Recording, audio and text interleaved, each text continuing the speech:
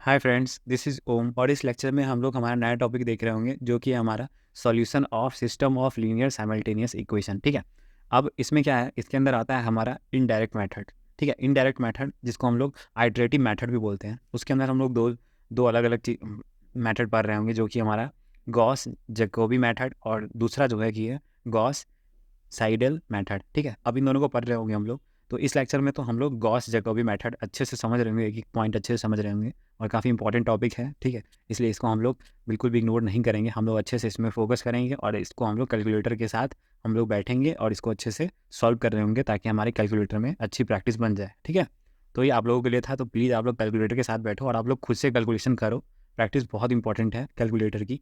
तो अब हम बात करते हैं हमारा गॉस जैकोबी आइट्रेशन मेथड की। ठीक है, अब सिंपल डेफिनेशन एक बार बता देता हूँ आपको। This is the method this method is applicable to the system of equation in which leading elements of coefficient matrix are dominant। ठीक है, large in magnitude in their respective rows। ठीक है, तो यहाँ पे जो हमारा मैट्रिक्स होगा वो डोमिनेंट की तरह काम करेगा और जो कि लार्ज इन मैग्नीट्यूड होना चाहिए। आपको ये डोमिनेंस और कॉफिशिएंट इसका मतलब आपको ज़्यादा फील से आपको मैं एग्जांपल से समझाऊंगा। इससे इसका अभी आप लोग डेफिनेशन की चिंता मत करो, मैंने आपको बता दिया एक प्रॉपर डेफिनेशन और इसका भी आप लोगों को अच्छे समझ में आ जाएगा कि ये डेफिनेशन कहना क्या चाहता है। अभी आगे बताता हूँ आपको मैं क्या है ये डोमिनेंट वगैरह लार्ज वैल्यूज़। तो अब वर्किंग रूल को देखते हैं। ठीक है, अब वर्किंग रूल है हमारा consider the system of equation. ठीक है, अब सिस्टम ऑफ इक्वेशन किस तरह से कंसीडर करना है आपको। अब जैसे जैसे मैट्रिक्स में होता है 1 1 1 2 1 3, तो हमारा फर्स्ट जो हमारा जो रो होता है वो ये होता है, सेकंड रो हमारा ये होता है A21 और A22 A23 और थर्ड रो होता है ये। उसमें एक्स वाई जेड इस तरह से हमें लगा देना है और इक्वल टू हमें B1 B2 B3 करना है। ठीक है, सिस्टम ऑफ इक्वेशन जो होता है ये बहुत लोगों को पता हो, मैट्रिक्स चैप्टर में हम ये सिस्टम ऑफ इक्वेशन इसी तरीके से लिखते थे जिसमें हमारा एक्स वाई जेड होता था और इधर कुछ वैल्यू इक्वल में होता था और यहाँ पे इन सब की कुछ वैल्यूज़ होती थी A11 A12 और A13 की। ठीक है, कुछ वैल्यूज़ होती थी और यहाँ पे क्या है कह रहा है यहाँ पे diagonal dominance property must be satisfied. ठीक है, अब मैं सिंपल शब्दों में बताऊँ तो इन ये जो वैल्यूज़ है ना आपको, जैसे A11 तो और ये A22 और A33 डायगोनल डोमिनेंस, इसका मतलब ये हुआ कि आपको ये जो A11 है, मान लो आपको ये -3 दे रखा है, लेकिन आपको क्या करना है मॉड वैल्यू लेना है इसका, मतलब माइनस दे रखा हो या प्लस दे रखा हो, कुछ भी दे रखा हो आपको उसको प्लस मान के ही चलना है। ठीक है, आपको प्लस मानना है और इन सब में भी कुछ भी माइनस दे रखा हो इक्वेशन उसको भी प्लस मान के चलना है। अब छोड़ो, मैं आप लोगों को एग्जाम्पल से ही समझाता हूँ डायरेक्ट, उससे ज़्यादा फील आ जाएगी आप लोगों को। अब जैसे देख लो ये इक्वेशन है सेम, ये A11 हो गया, A12 हो गया, A13 हो गया। ठीक है, इसमें क्या है 6 है 2 है और -1 है। ठीक है, तो इसका मॉड मान लो, इसका पॉजिटिव वैल्यू ले लो बस 6 2 और ये 1 ले लो यहाँ, जबकि -1 है, हमने फिर भी यहाँ पे 6 2 1 लिखा। तो अब ये 6 को देखना है हमें कि इन दोनों के सम से ज़्यादा है कि नहीं। तो इन दोनों के 2 + 1 3, 6 ज़्यादा है, चलो बढ़िया। ठीक है, अब ये मिड वाला एलिमेंट, अब मिड वाला एलिमेंट क्या है 5 और ये 1 और ये 1, तो ये दोनों के सम को चेक करना है और हमें चेक करना है कि ये 5 ज़्यादा है कि नहीं उससे। तो 1 + 1 2 5 ज़्यादा है, मतलब ये भी इक्वेशन ये भी सही है।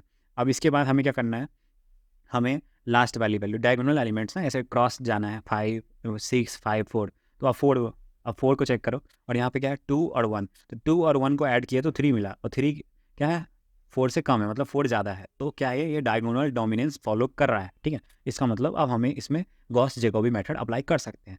हो सकता है कि आपको ये इक्वेशन यहाँ पे दे दे और ये जो सेकंड इक्वेशन है वो लास्ट में दे दे, तो उसमें क्या होगा ये लास्ट वाला एलिमेंट, जैसे इसके बाद ये एलिमेंट आ जाएगा और उसके बाद फिर यहाँ पे 5 आएगा, तो डायगोनल नहीं बनेगा। तो आपको क्या करना है, आपको इसका मतलब ये नहीं कि इसमें गॉस जैकोबी नहीं लगेगा, आपको बस ये करना है, बस इसको ऊपर नीचे लिख देना है आपको। ठीक है, ऊपर नीचे लिखने के बाद फिर डायगोनल डोमिनेंसी चेक करना है। तो ये चीज़ आप लोगों को मैंने फील के साथ समझा ही दिया, क्योंकि यहाँ पे ना बिल्कुल जनरल फॉर्म में लिखा था तो समझना मुश्किल पड़ता है आप लोगों को, इसलिए वैसे। और वही आपको यहाँ पे शब्दों में समझा दिया कि देखो जो हमारी फर्स्ट एलिमेंट है उसके बाजू की 2 एलिमेंट उसका मॉड लिया और दोनों को ऐड किया, मतलब मॉड मतलब पॉजिटिव वैल्यू, तो ये लिया और ये सब इन दोनों के सम से अलग अलग सम से ग्रेटर होना चाहिए ये डायगोनल एलिमेंट्स, बाकी 2 एलिमेंट बचे हुए 2 एलिमेंट से। ये जब सेटिस्फाई करेगा तो हम जैकोबी मेथड लगाएंगे। अब क्या करना है, ये सेटिस्फाई कर गया तो अगला स्टेप जो आपको क्वेश्चन में करना है उसमें हमें rewriting the equation x y z respectively, हम एक्स वाई जेड और एक्स वाई जेड की तीनों इक्वेशन से अलग अलग वैल्यू फाइंड आउट करनी है। मतलब पहले इक्वेशन से एक्स निकाल लो, दूसरे इक्वेशन से वाई और तीसरे इक्वेशन से जेड। ठीक है, डायगोनल एलिमेंट्स के लिए। अब देखो बाकी सबको उधर भेज दो, बस एक्स को इधर रखो। ठीक है, एक्स को इधर रखा, बाकी सबको उधर भेजा, तो ये और ये 1 अपॉन ये A11 के साथ मल्टीप्लाई था ना, तो उधर गया तो डिवाइड में। फिर बाकी सबको उधर, अब वाई वाले टर्म जो दूसरे इक्वेशन में जो मिड वाला टर्म है, बाकी सबको उधर भेज दिया, बस वाई वाले टर्म को रखा। तो वाई वाले टर्म को रखा और बाकी सबको उस तरफ भेज दिया। अब फिर जेड वाले टर्म को रखा और बाकी सारे टर्म्स को इस तरफ भेज दिया। इस तरफ भेजने के बाद क्या करना है आपको ये एक्स वाई जेड तीनों मिल चुका है, और मिलने के बाद जो फर्स्ट आइट्रेशन होगा उसमें आपको क्या करना है, आपको वहाँ पे एक्स की जगह एक्स नॉट, वाई की जगह वाई नॉट और जेड की जगह जेड नॉट यहाँ पे पुट करना है। ठीक है, अगर आपको x naught y naught z naught दे रखा हो तो आप डायरेक्टली क्वेश्चन में दे रखा हो तो पुट कर सकते हो, और नहीं दे रखा हो तो आप लोग 0 0 ले सकते हो सबको। ठीक है, सिंपली बाकी क्वेश्चन करेंगे तो और ज़्यादा फील आ जाएगा, उसकी चिंता नहीं है। अब देखो ये वैल्यू आ गई हमारी, क्वेश्चन तक वेट करो, उसके बाद आपको फील आ जाएगा x naught y naught z naught किस तरह से सब कुछ को लेना है, क्योंकि वहाँ प्रॉपर वैल्यूज़ होती है ना, तो वहाँ ज़्यादा फील आती है। आपको बस बेसिक यहाँ पे बेसिक अंडरस्टैंडिंग दे रहा हूँ आपको टॉपिक की, ताकि लंबे टाइम तक याद रहे आपको। तो ये चीज़ यहाँ पे आ गई आप लोगों को समझ में कि हमें इस तरह से बस अलग अलग करके लिख देना है, और वहाँ पे ये वाई जहाँ दिख रहा है y naught z naught, x naught z naught, x naught y naught, जहाँ पे भी आपको राइट हैंड साइड में दिख रहा हो उन सब की जगह आप ये सब्स्टिट्यूट कर देना। अब ये फर्स्ट आइट्रेशन है तो x1 की वैल्यू यहाँ पे बस नॉट नॉट नॉट नॉट आ गई हर जगह x की जगह। ठीक है, अब अगला जो स्टेप होगा, अब जैसे हम लोग आइट्रेशन 2 की बात करें, ठीक है, अभी जैसे पहले वहाँ पे अब ये फर्स्ट अप्रॉक्सीमेशन करते थे, वो यहाँ पे अब आइट्रेशन आ गया तो आइट्रेशन 1।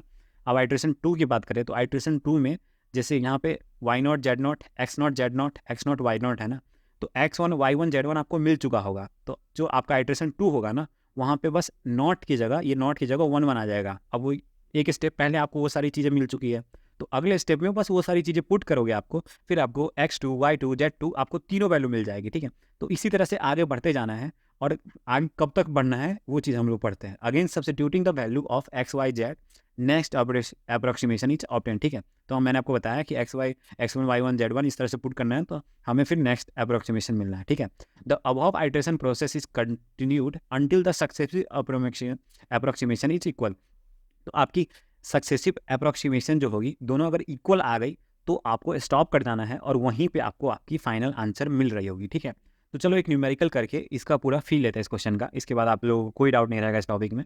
कोई सा भी क्वेश्चन आया काफ़ी इंपॉर्टेंट भी है, तो कैसा भी आया क्वेश्चन आप लोग कर क्या आओगे, हमको पूरा भरोसा है आप लोगों पर। ठीक है, तो अब हम बात करते हैं हमारा क्वेश्चन का, solve the following system of equation by Gauss Jacobi method. ठीक है, तो हमें गॉस जैकोबी मेथड से हमें क्वेश्चन में हमें हमारा सिस्टम ऑफ इक्वेशन दे रखा है जो कि 3 है।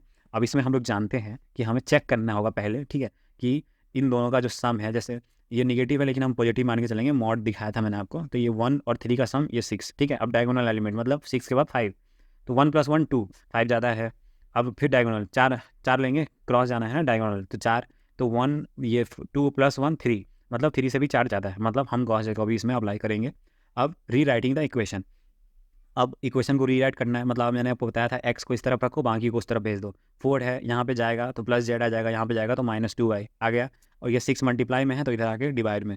इस तरह से आप लोग y को इस तरफ रख के बाकी सबको इस तरफ भेज के इस तरह से लिख सकते हो, और z को इस तरफ रख के बाकी हम लोग इस तरफ को भेज के x y z find out कर सकते हैं, और इसको मान लिया कि ये हमारा इक्वेशन 1 है। ठीक है, अब आइट्रेशन 1 हमें फाइंड आउट करना है। क्वेश्चन में हमें कहीं नहीं दे रखा है आइट्रेशन के बारे में, ठीक है, कि मतलब आइट्रेशन 1 में आपको एक्स नॉट की वैल्यू क्या लेनी है, तो हमें नहीं कुछ नहीं दे रखा हो तो हम एक्स नॉट वाई नॉट और जेड नॉट की वैल्यू खुद से 0 मान लेंगे। ठीक है, 0 इन इक्वेशन 1। अब इक्वेशन 1 में हमें जहाँ पे ये एक्स है ना उसके जगह एक्स नॉट पुट करना था, और यहाँ पे 0, क्योंकि x naught y naught z naught नहीं दे रखा है तो हमें 0 0 पुट कर देना है। तो हम वाई जेड एक्स वाई सबकी जगह 0 जब पुट करेंगे, यहाँ पे ये नॉट वाली वैल्यू है ना इसको हमने 0 माना है, तो उन सब में 0 जब पुट करोगे कैलकुलेटर से आपने फाइंड आउट किया 1/6, 1/5, 1/4, तो आपको ये 3 वैल्यू मिलेगी, 0.667 और 0.6 और 6.75। ये सारी वैल्यू मैंने पहले से ही कैलकुलेटर में कैलकुलेट करके लिख दी है, क्योंकि अभी आपके सामने करूँगा ना तो 1 ही घंटे की वीडियो बनेगी, सारे वैल्यूज़ कैलकुलेट करूँगा, क्योंकि फिर एक्सप्लेन भी करना पड़ता है, और एक एक चीज़ को बताते हुए फिर कैलकुलेट करना, खुद सॉल्व करके तो 10 मिनट का भी नहीं है ये, लेकिन समझाते हुए सब कुछ सॉल्व करना है तो फिर बहुत टाइम लगता है। तो अब ये आइट्रेशन 2 की बात करते हैं हमें। अब देखो जैसा हम आपको बताए थे कि x1 y1 z1 तीनों आपको मिल चुका है, तो अगले स्टेप में बस नॉट वाली जो है ना उसके जगह हमें x1 y1 z1 सब्स्टिट्यूट कर देना है। तो y नॉट था y1, z नॉट था z1, इसी तरह से सिमिलरली यहाँ पे हमने x1 z1 x1 y1 substitute कर दिया। सब्स्टिट्यूट करने के बाद हमें सबकी वैल्यूज़ पता है, ये वैल्यू पता है, ये वैल्यू पता है, x y z x1 z1 y1 तीनों की वैल्यू हमें पता है। तो सिंपली हम कैलकुलेटर में बस इतना चेंज करेंगे, हम लोग पीछे जाएंगे, सारी वैल्यू सेम है, बैक जाएंगे, और y1 की जगह हमने अलग वैल्यू डाल देना है, x1 की जगह अलग, z1 की जगह अलग वैल्यू, और x1 के और y1 इन सब की जगह अलग वैल्यू डालना है, और हम इक्वल टू करेंगे तीनों में अलग अलग, तो हमारा 5917 और ये -0.8833 और 6.266 हमें ये 3 वैल्यू मिलेगी, ठीक है। अब हम लोग फिर आगे कंटिन्यू करेंगे, हमें अब x2 y2 z2 मिल गया, ठीक है। अब हमें तीनों मिल गया, मतलब आइट्रेशन नंबर 3 में हमें क्या करना है कि हमें 2 पता है।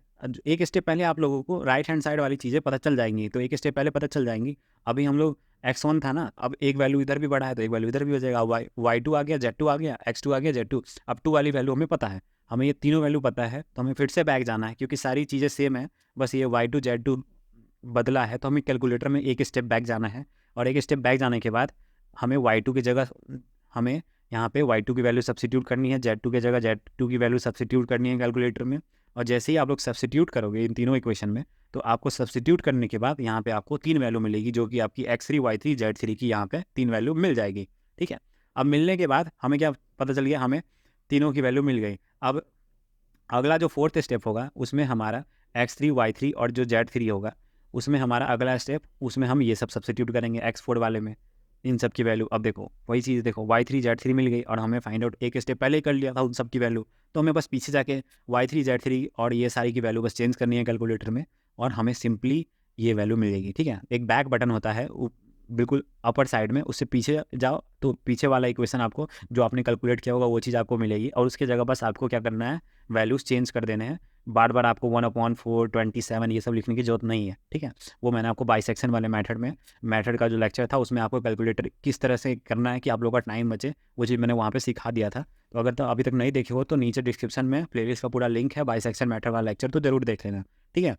अब यहाँ पे हमारा आइट्रेशन 4 है, तो अब आइट्रेशन 4 है तो उसमें हमने पुट किया है 3 की वैल्यू पुट करते ही बस चेंज किया, मतलब y3 z3 जो एक स्टेप पहले आया था, और चेंज करते ही हमें ये वैल्यू मिलेगी, ठीक है। अब क्योंकि अभी तक हमारा कुछ भी उतना सिमिलरिटी मिला नहीं है, तो हम इसको कंटिन्यू करते जाना है, ठीक है। क्योंकि अब कैलकुलेटर से ही सारा काम है, कॉन्सेप्ट तो लग ही नहीं रहा है, बस कैलकुलेशन में जब मैच कर जाए तब तक हमें कैलकुलेटर में वैल्यू चेंज करते रहना है, ठीक है, चाहे जब तक आपको आंसर ना आए, ठीक है। तो अब हमारा आइट्रेशन 5 है, वैसे ज़्यादा आगे तक नहीं जाएगा, 5-6 तक तो 7 तक तो आंसर आ ही जाता है। तो x=x4 है, y=y4 है, z=z4 है इन इक्वेशन 1, ठीक है। अब ऑब्वियसली 5 है तो y3 का वैल्यू हमें पता था, तो हमने ये 4 वाली वैल्यू निकाल ली थी। अब अगले ऑब्वियसली आइट्रेशन 5 है तो राइट हैंड साइड में तो हमें 4 वाली चीज़ मिलेगी, क्योंकि 5 में एक कम हो जाती है ना, तो y4 z4 मिल गई। तो हमें क्या करना है, हमें बस जो वैल्यू एक स्टेप पहले आ चुकी है बस हमें उसके जगह ये सारी वैल्यू सब्सिट्यूट करनी है, और हमें फिर ये 3 इस तरह से वैल्यू जो है ये 3 वैल्यू आपको मिलेगी, ठीक है। अब ये 3 वैल्यू मिलने के बाद हम फिर जाएंगे आइट्रेशन नंबर 6 पे, क्योंकि अभी भी हमें वैल्यूज़ उतनी मैच होते हुए एग्जैक्टली नहीं दिखी है, तो एक स्टेप और आगे हम लोग जाएंगे अभी। तो हमने आइट्रेशन 6 पे गए, ठीक है। आइट्रेशन 6 पे जाने के बाद हमें सिमिलरली फिर y5 z5 x5 z5 हमने एक स्टेप पहले वाले वैल्यू से यहाँ पे से लिया z5, यहाँ से लिया y5, और y5 लेने के बाद हमने इसमें सब्सिट्यूट करा, जिससे हमें x6 y6 z6 मिली और x6 y6 z6 मिली। और ये चीज़ हम बाद में देखेंगे, इस चीज़ को इग्नोर करो अभी, ये जो आपको ऑरेंज कलर में दिख रहा होगा। पहले हम आइट्रेशन नंबर 7 पे आते हैं। अब आइट्रेशन नंबर 7 पे आ गए, तो 7 पे आने के बाद अब जो हमें वैल्यू मिली है वो हमारे 6 वाली जो वैल्यू है y6 z6 वो अगले 7 वाले फार्मूले में होगी, फिर उसको हम यहाँ से सब्सिट्यूट करेंगे। यहाँ से सब्सिट्यूट करने के बाद अब देखो, इससे पहले जो अभी तक कर रहे थे वो बिल्कुल फिक्स वाला मेथड था कि उसमें सेम वैल्यू आया। जो आइट्रेशन होता है ना, इसका मतलब होता है कि इसमें हमें अप्रॉक्सीमेशन करना होता है हल्का। ये अप्रॉक्सीमेशन वाले मेथड यहाँ पे आते हैं, थोड़ा मोड़ा अप्रॉक्सीमेशन करना पड़ता है, जिससे हम लोगों ने पहले भी फर्स्ट अप्रॉक्सीमेशन और सेकेंड अप्रॉक्सीमेशन न्यूटन वाले में, रेगुलर फाल्सी वाले में देखा था। तो हल्का फुल्का अप्रॉक्सीमेशन, जैसे अगर मैं एग्जांपल से समझाऊँ आपको, जैसे 5 3 और आपको 4 और यहाँ पे ऐसे 9 दे रखा हो, तो आप यहाँ पे इसकी जगह इस तरह से 50 भी लिख सकते हो, मतलब 0.1 तक का फ़र्क हो तो इतना अप्रॉक्सीमेशन आप ले सकते हो। तो अब हमें यहाँ पे काफ़ी ज़्यादा अप्रॉक्सीमेशन वाली चीज़ दिख गई कि देखो काफ़ी सिमिलर है। अब यहाँ पे देखो 0.002 है, तो यहाँ पे हमने ये सिमिलर टू यहाँ पे ये लिख सकते हैं, क्योंकि 005 तो 2 के ही बराबर हुआ, ये तो बहुत अलग हो गया ना। और यहाँ पे देखो फिर 0 के बाद फिर 19 है, मतलब वैल्यू बिल्कुल -1 के इक्वल है। और यहाँ पे देखो 99, मतलब सिर्फ 1 की वैल्यू कमी है यहाँ पे, इसको एक 1 चाहिए, वो भी आगे भी 53 है, मतलब उससे भी कम नंबर आपको वहाँ पे चाहिए, 0.0 फिर यहाँ पे 1 फिर 2 इस तरह की कुछ वैल्यू चाहिए। मतलब अभी भी एक, मतलब 0.1 भी ऐड नहीं करना है, 0.01 टाइप्स कुछ ऐड करना है, तो बहुत नेग्लिजिबल हो गया, बहुत ही ज़्यादा नेग्लिजिबल हो गया। तो यहाँ पे हम लोग उसको डायरेक्टली 6 लिख सकते हैं। अब सिमिलरली यहाँ पे पॉइंट यहाँ 001 और ऐसे 2 ले लोगे, या फिर यहाँ पे 2 नहीं 1 ले लोगे, तो इस तरह से आपको यहाँ पे 2 के बहुत ही अप्रॉक्स है तो यहाँ 2 ले लिया। यहाँ पे -1 के एग्जैक्टली अप्रॉक्स है तो यहाँ पे -1 ले लिया। यहाँ पे 6 ऑलमोस्ट 6 ही है, ये 002 कोई मतलब नहीं है तो इसको 6 ले लिया। अब जब जब अप्रॉक्सीमेशन लोगे ना तो आप एक चीज़ चेक करोगे कि अपने आप आपको ये चीज़ दिख जाएगी कि आपको यहाँ पे तीनों से वैल्यू एग्जैक्टली सेम मिल चुकी है। तो आपको आगे के 2 लेटर को चेक करके अप्रॉक्सीमेशन लेने हैं, और वहाँ न्यूटन वाले में भी अगर फंस जाओ, आपको लगे कि ज़्यादा आगे जा रहा है, आप लोग जैसे 3rd 4th स्टेप तक पहुँचने के बाद ये चीज़ थोड़ा देखना कि हो सकता है कि आपको 59 ऐसे 999 टाइप की वैल्यू मिली और हल्का बस 0.001 का डिफरेंस मिले, तो आप वहाँ पे इक्वल करके आप अपना फाइनल आंसर बोल सकते हो। इतनी अप्रोक्सीमेशन वहाँ पे आपको चलती है, ठीक है। अब यहाँ पे क्या है कि अब हमारा आइट्रेशन 6 और आइट्रेशन 7 जब मैच हो गया है तो हमें यहाँ पे एक्यूरेसी अचीव हो गई है। तो हम बोल सकते हैं since 6 and 7 iteration values are same up to 2 decimal places, ठीक है, तो hence approximation solution is, तो approximation solution जो आएगा हमारा, x का वैल्यू क्या आया था दोनों केस में 2, और फिर y का वैल्यू दोनों केस में -1 और z का वैल्यू यहाँ पे दोनों केस में 6, तो हमें x का वैल्यू 2, y का वैल्यू -1 और z का वैल्यू यहाँ पे 6 मिल गया, ठीक है।